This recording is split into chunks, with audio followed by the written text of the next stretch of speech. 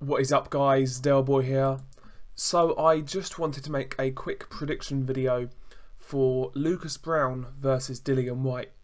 This fight goes down on the 24th of March, and it's a fight that I feel is fairly well matched. I think stylistically it could gel quite nicely to be a good fight, and it just makes a lot of sense. You know, Lucas Browne, obviously he was the WBA regular champion at one point, but he got stripped of his title for failing a drug test against Shagayev.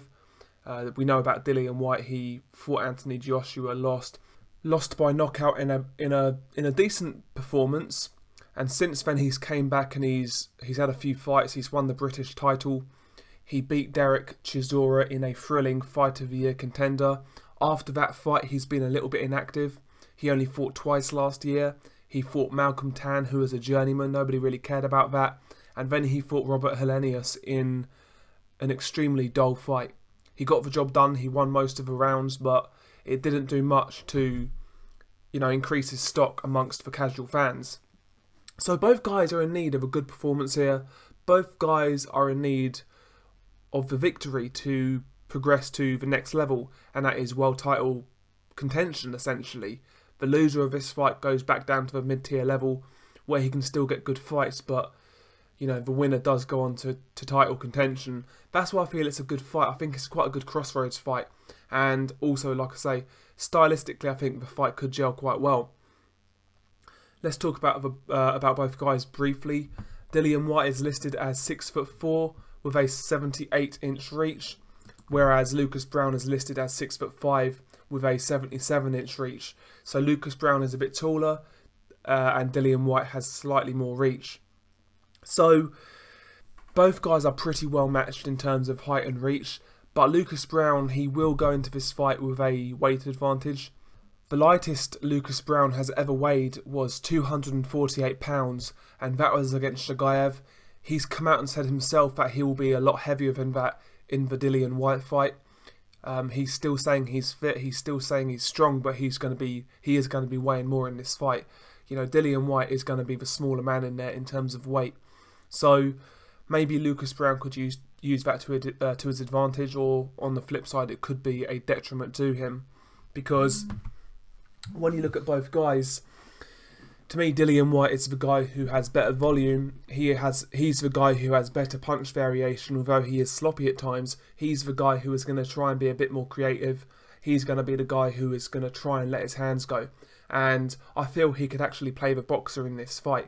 I think he's got the foot speed and the hand speed to give Browne trouble, because Browne isn't particularly quick on his feet and he's not that quick with his hands per se. If Dillian could sort of try and keep a rangy jab, pop that jab, make the most of his reach, and sort of fight on the back foot, try and keep it long, I really feel he could give Lucas Browne issues. I've seen Lucas Browne have issues with the likes of Julius Long and guys like that, Rudenko.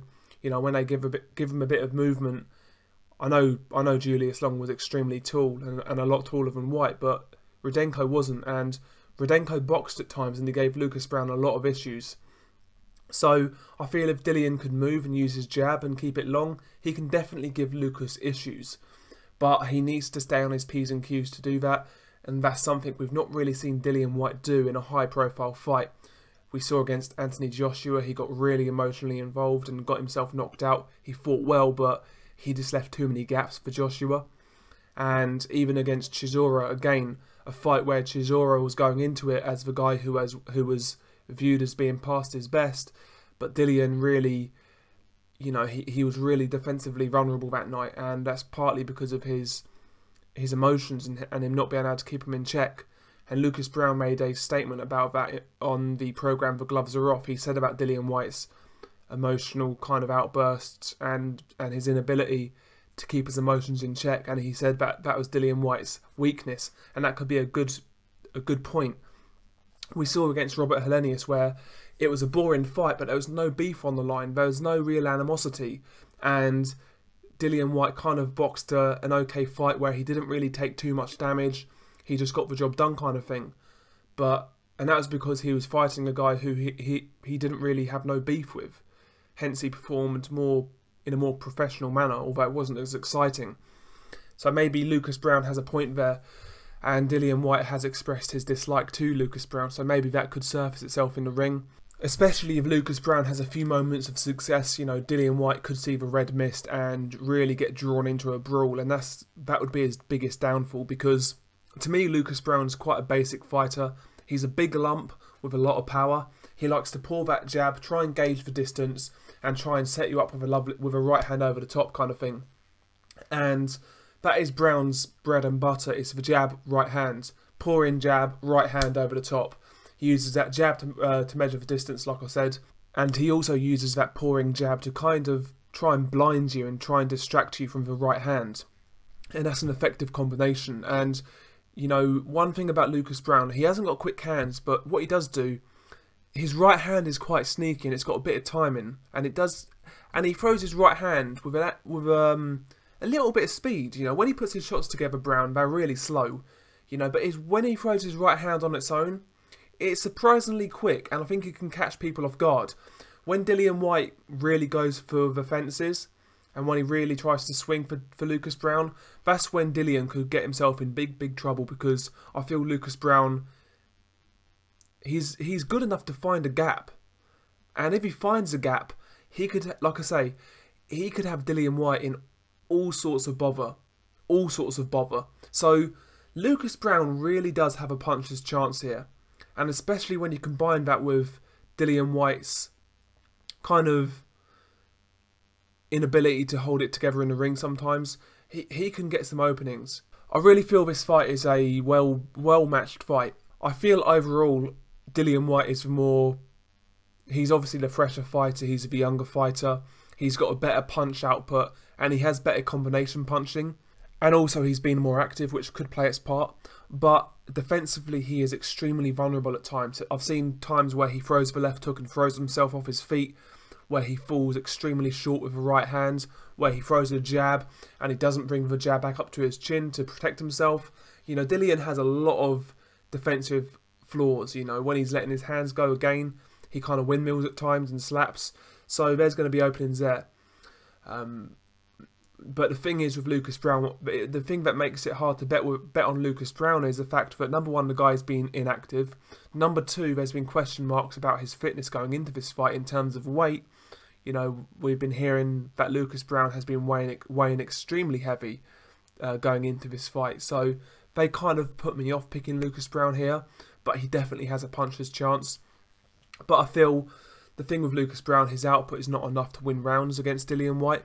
He'll win the odd round here and there when the rounds are less sort of high octane, but as soon as Dillian starts to raise the output, he's going to lose those rounds, you know, and I think that could cost him. You know, Lucas Browne, I've seen Lucas Browne lose rounds to guys who he shouldn't be losing rounds to be quite honest, and, you know, if he goes into this fight with that type of punch output, he is going to lose rounds to Dillian Whyte. So, overall, I feel that I'm going to lean towards a Dillian Whyte win, whether that's by points or late stoppage, I don't know. But I just feel the volume of Dillian Whyte, the activity of Dillian Whyte, and the better speed overall of Dillian Whyte will get the job done here. I feel Lucas Browne is a guy who has become a little bit overrated. I feel he's on the Dominic Breazeale type level, although I'd probably pick Dominic Breazeale to beat Lucas Browne, to be honest. But I feel he's on that kind of level, you know, and I think Dillian Whyte is good enough to win at that level. I'm not that confident going into this fight to pick Dillian Whyte, but I will do anyway. I feel, like I said, overall, I think he just has more advantages going into this one. Being more active, he's got quicker hands, better punch output, he's younger, he's fresher. I just feel he has more plus points going into this fight than Lucas Browne, so I'm going to go with a Dillian Whyte win. You know, probably on points, maybe by late stoppage. That's my prediction for this fight. But again, not too confident with this one.